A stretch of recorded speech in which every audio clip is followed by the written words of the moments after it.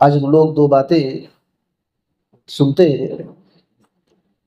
دیکھیے، پہلی بات یہ ہے کہ دنیا میں ہر آدمی سمجھتا ہے کہ مجھ کو بہتر زندگی مل جائے، پاکیزہ زندگی مل جائے، لیکن اللہ رب العالمین نے بہترین زندگی، پاک زندگی کے لیے جو طریقہ بتلایا ہے وہاں تک بندہ پہنچتا نہیں ہے۔ قرآن مجید میں سورہ النحل ہے، 16 نمبر کی سورہ ہے، اس کی آیت نمبر 90 پر 7 میں اللہ تعالیٰ نے فرمایا: من عمل صالحا من ذکر او انثى وهو مؤمن فلنحيينه حياة طيبة ولنجزينهم اجرهم باحسن ما كانوا يعملون۔ فرمایا کہ جو بھی نیک عمل کرتے ہیں، چاہے مرد ہو یا عورت، جو بھی نیک عمل کرے چاہے مرد ہو یا عورت ہو، اور وہ مومن بھی ہو، تو ہم ان کو ضرور پاکیزہ زندگی دیں گے۔ یہ اللہ نے کہا ہے، ہم ان کو ضرور پاکیزہ زندگی دیں گے، بہتر زندگی دیں گے، اور وہ جو عمل کر رہے ہیں نا، اس کا بدلہ اس عمل سے بہتر دیں گے۔ جو عمل کر رہے ہیں اس کا اجر ہم اس عمل سے بھی بہتر دیں گے۔ یہ بات ہے، اللہ تعالیٰ یاد رکھیے کبھی بھی جھوٹ نہیں بولتا، اللہ رب العالمین دھوکہ نہیں دیتا، اللہ تعالیٰ کی بات سچ ہے۔ ہمارے اندر کمی ہے۔ اللہ تعالیٰ نے بہترین زندگی کے لیے یہ شرط لگا دیا کہ بندہ مومن ہو اور پھر نیک عمل کرتا ہو، چاہے مرد ہو یا عورت ہو۔ یہ تو دنیا میں بہتر زندگی تو دے گا، لیکن آخرت میں بھی جو دنیا میں عمل کیے ہیں اس سے بہترین بدلہ دے گا، اس سے بہترین، دونوں جگہ، دنیا میں بھی اور آخرت میں بھی اللہ تعالیٰ نے گارنٹی دے دیا۔ اس کی تفسیر میں ابن کثیر رحمۃ اللہ علیہ نے حضرت عبداللہ بن عباس رضی اللہ تعالی عنہ کے حوالے سے ذکر کیا کہ اللہ تعالیٰ نے کہا بہترین زندگی دیں گے، اس سے مراد ہے پاک روزی، حلال روزی اللہ دے گا۔ دنیا میں حلال روزی دے گا، پاک روزی دے گا، اور سعادت مندی دے گا، خوش نصیبی، سعادت مندی اس کو عطا کرے گا۔ اور عبد الرحمن بن ناصر السعدی رحمۃ اللہ علیہ نے اپنی تفسیر کے اندر اس کا ذکر کیا ہے کہ دیکھیے، نیک اعمال کی صحیح ہونے کے لیے، اعمال کے صحیح ہونے کے لیے اور اس کو قبول ہونے کے لیے ایمان شرط ہے۔ اس آیت کریمہ میں ہے وَهُوَ مُؤْمِن، نیک عمل کرے، مرد ہو یا عورت ہو، اور وہ مومن بھی ہو۔ تو کسی بھی عمل کے صحیح ہونے کے لیے اور عمل کے قبول ہونے کے لیے ایمان شرط ہے، بلکہ کہتے ہیں بل لا تسمى اعمالا صالحا الا بالایمان، بلکہ کسی بھی اعمال کو صالح کہہ ہی نہیں سکتے بغیر ایمان کے، بغیر ایمان کے کسی کے عمل کو صالح نہیں کہا جائے گا۔ تو اللہ کا فضل ہے کہ ہم لوگ مومن ہیں، بہت بڑا فضل ہے۔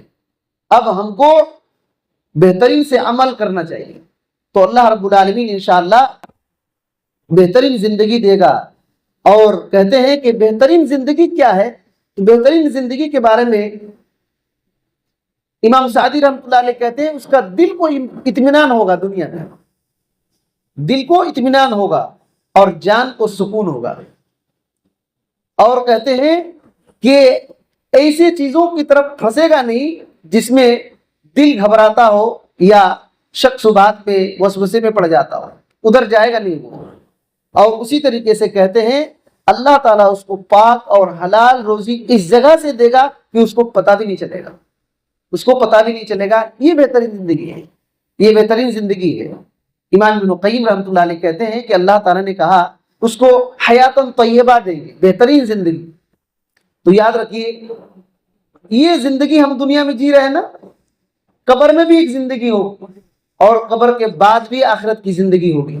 ابن قیم رحمۃ اللہ علیہ کہتے ہیں کہ ان تینوں مرحلوں میں اللہ تعالیٰ بہترین زندگی دے گا، دنیا میں بھی بہترین زندگی دے گا اور برزخ میں بھی بہترین زندگی دے گا اور برزخ کے بعد جو اخروی زندگی ہوگی اس میں بھی بہترین زندگی دے گا.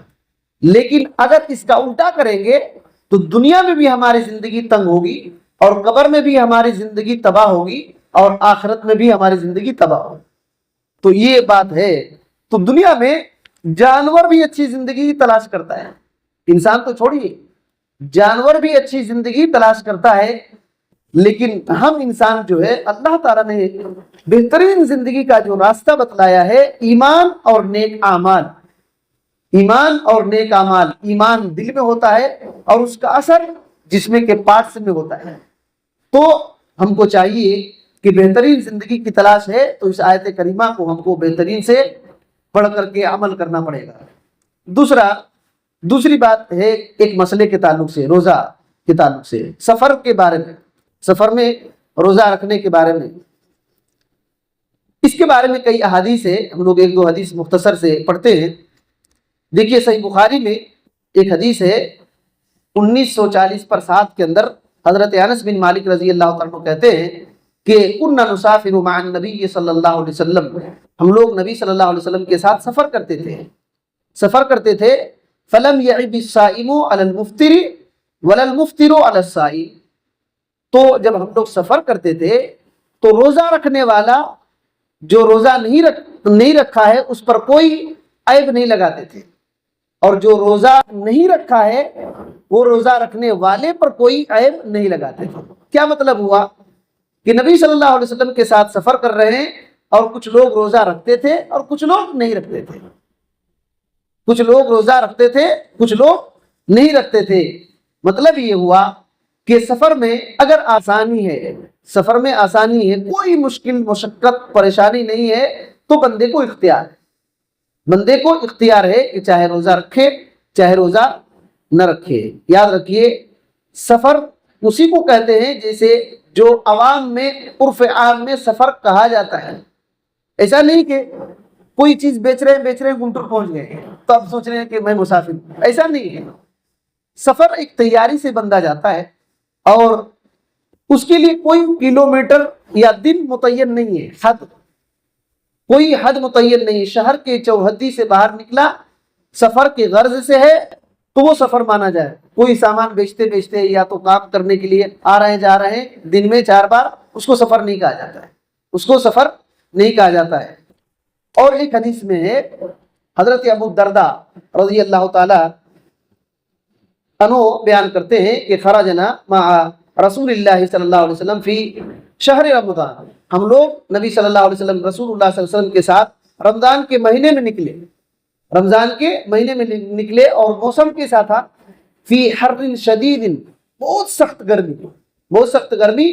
حتی یہاں تک کہ ہم میں سے کچھ لوگ کیا کرتے تھے؟ لا یدعو یدہو علی رأسہ، گرمی کی وجہ سے اپنے ہاتھ کو سر کے اوپر رکھ لیتے تھے. اتنی گرمی تھی من شدت الحر، گرمی کی وجہ سے. لیکن کیا تھا؟ وما فینا صائم الا رسول اللہ صلی اللہ علیہ وسلم وعبد اللہ بن رواحہ. ہم بہت سارے لوگ تھے، ان میں سے صرف رسول اللہ صلی اللہ علیہ وسلم اور عبداللہ بن رواحہ ہی روزہ رکھے تھے رضی اللہ تعالیٰ عنہ. عبداللہ بن رواحہ رضی اللہ تعالیٰ عنہ اور رسول اللہ صلی اللہ علیہ وسلم روزہ رکھے تھے ایک سفر میں. تو دوسرے صحابہ اکرام روزہ نہیں رکھتے تھے. کیوں؟ بولے تو سخت گرمی تھی. تو اسی بات میں یاد رکھیے اگر پریشانی ہے، مشقت ہے تو روزہ نہ رکھنا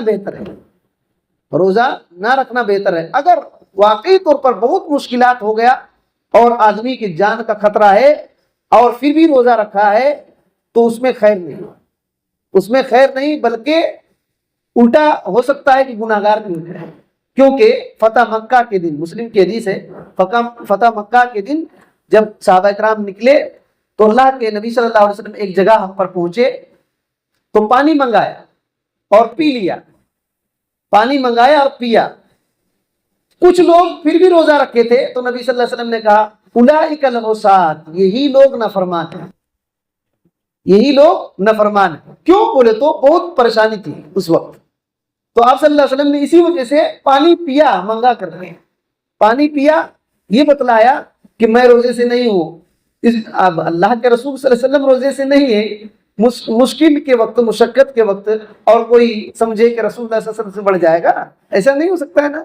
تو مشکل اگر آ گیا سفر میں تو نہ رکھنا ہی افضل ہے, بلکہ اگر بہت مشکل ہو رہا ہے پھر بھی روزہ رکھ رہا ہے تو ہو سکتا ہے گنہگار بھی ہو جائے, ہو سکتا ہے گنہگار بھی ہو جائے. تو یہ بات ہے کہ عبداللہ بن رواحہ رضی اللہ تعالیٰ عنہ رکھے اور رسول اللہ صلی اللہ علیہ وسلم. عبداللہ بن رواحہ رضی اللہ تعالیٰ عنہ بڑے جلیل قدر صحابی تھے, ان کی وجہ سے حضرت ابو الدرداء رضی اللہ تعالیٰ عنہ اسلام قبول کیے تھے. یہ موقع نہیں ہے کہ ادھر ہم جائیں. دیکھیے اسی طریقے سے اور ایک حدیث سن لیتے ہیں اور بات ختم کرتے ہیں. صحیح بخاری میں 1946 میں اور صحیح مسلم میں 1115 نمبر کی حدیث ہے. حضرت جابر رضی اللہ تعالیٰ عنہ فرماتے ہیں کہ کان رسول اللہ صلی اللہ علیہ وسلم فی سفر, رسول اللہ صلی اللہ علیہ وسلم ایک سفر میں تھے. فرآ زحامن, تو دیکھ رہے ہیں بھیڑ لگی ہوئی, ایک آدمی کو گھیرے ہوئے لوگ کھڑے ہیں, بھیڑ لگا دیے ہیں اور اس کو سایہ کیے ہوئے ہیں. تو آپ صلی اللہ علیہ وسلم نے کہا ما ھذا, یہ کیسی بھیڑ ہے, مسئلہ کیا ہے؟ تو لوگوں نے کہا صائم, یہ روزے سے, یہ روزے سے. ایک دوسری روایت میں ہے کہ بے ہوش ہو گیا تھا, بے ہوش ہو گیا تھا, تو وہ روزے سے ہے. تو آپ صلی اللہ علیہ وسلم نے کہا لیس من البر الصوم فی السفر, آپ صلی اللہ علیہ وسلم نے کہا کہ سفر میں روزہ رکھنا نیکی نہیں ہے. سفر میں روزہ رکھنا نیکی نہیں. کیا مطلب ہے؟ سفر میں اگر مشکل ہو رہا ہے, مشقت ہو رہا ہے, پریشانی ہو رہی ہے, پھر بھی روزہ رکھنا یہ نیکی نہیں. کیونکہ دوسری روایت میں ہے مسلم میں علیکم برخصت اللہ التی رخص لکم, تم پر چاہیے, ضروری ہے کہ اللہ نے جو تم کو رخصت دیا ہے اس رخصت کو قبول کر لو, اس رخصت کو قبول کر لو. تو یہ سب باتیں ہیں. ایک اہم نقطہ ان تمام روایتوں میں معلوم چل رہا ہے کہ اتنی گرمی, سخت موسم بھی ہے اور روزے کی حالت میں جنگ کرنے کے لیے جا رہے ہیں, معاملہ اتنا خطرناک ہے, پھر بھی کیوں جا رہے ہیں؟ ایک بات معلوم ہوتی ہے کہ رسول اللہ صلی اللہ علیہ وسلم کی اتباع. دیکھیے رسول اللہ صلی اللہ علیہ وسلم نے نکلنے کے لیے کہا ہے تو اتنی سخت گرمی ہے, کیا ہے, دور ہے, کیا ہے, پھر بھی نکل کے جا رہا ہے. تو جہاں روزے کا, سفر میں روزے کا مسئلہ معلوم ہوتا ہے, وہاں صحابہ کرام کی اطاعت بھی معلوم ہو رہی ہے. بات کہ اتنی پریشانی میں بھی صحابہ کرام کو سر کے اوپر ہاتھ رکھنے کی پڑ رہا ہے, بلکہ بے ہوش ہو کر گر جا رہے ہیں, پھر بھی اتنے مشکل میں بھی صحابہ کرام نکل رہے ہیں, کیونکہ رسول اللہ صلی اللہ علیہ وسلم کا حکم ہے کہ نکلنا ہے, تو نکل جا رہے تھے. اللہ تعالیٰ سے دعا ہے کہ اللہ تعالیٰ ہمیں بہترین زندگی دنیا میں بھی دے اور ہم کو برزخ کے عذاب سے بچا لے اور آخرت کے عذاب سے بچا لے اور نیک اعمال کی توفیق دے. ہر قسم کے فتنہ فساد, شرک و بدعات سے اللہ ہم کو بچا لے. آمین. السلام علیکم ورحمۃ اللہ.